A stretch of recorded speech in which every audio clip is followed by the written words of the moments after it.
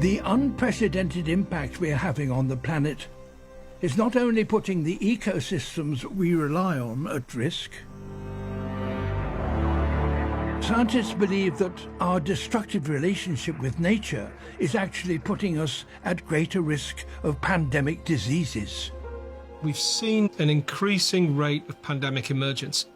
We've had swine flu, SARS, Ebola, and we've actually looked back over every emerging disease and said, where did it originate on the planet? And what are the things going on there that could have caused it? And we found we're behind every single pandemic. And it's human impact on the environment that drives emerging diseases. Animals have lots of different viruses that circulate inside their bodies, just like we do. And so one of the most obvious ways that we're making it more likely that a virus would jump is that we're having lots of contacts with animals. The wildlife trade is at unprecedented levels.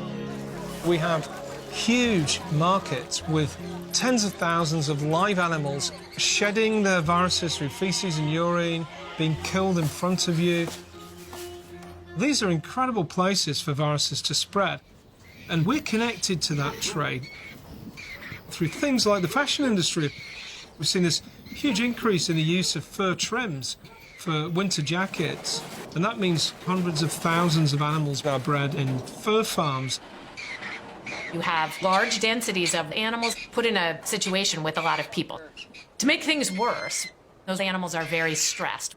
And we know that animals that are stressed shed viruses at higher rates. We are encroaching further and further every day into wildlife habitat.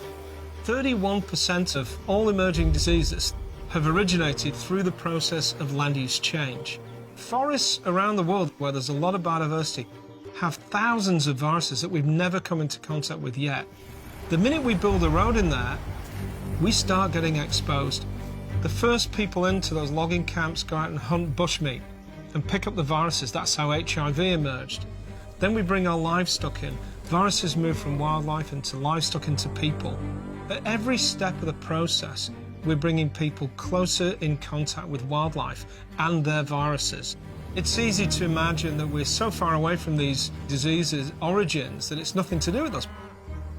But we drive it, actually. Our consumption of beef drives this.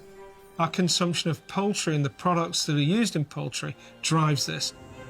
We've been saying for 20 plus years that this exploitation of our environment is driving pandemics.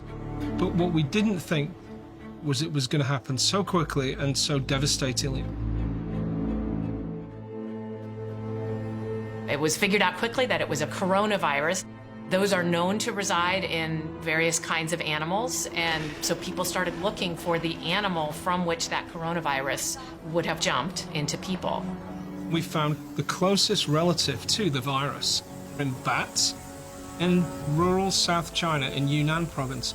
It's really well known for its biodiversity of plants and of animals, including bats.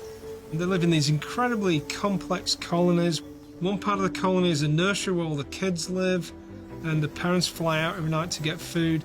But Yunnan has been under incredible change for the past few decades.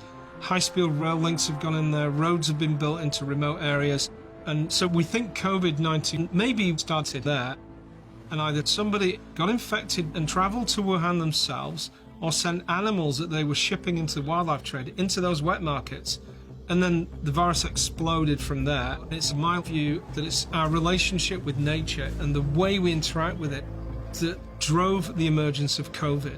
We've been changing biodiversity in really critical ways that made this more likely to happen. If we continue on our current pathway, then what we've experienced this year might not be a one-off event. We estimate there are going to be 5 new emerging diseases affecting people every year. We cannot live with that and the rate at which they're increasing and crashing our economies. If we have one of these every decade, we cannot persist with that level.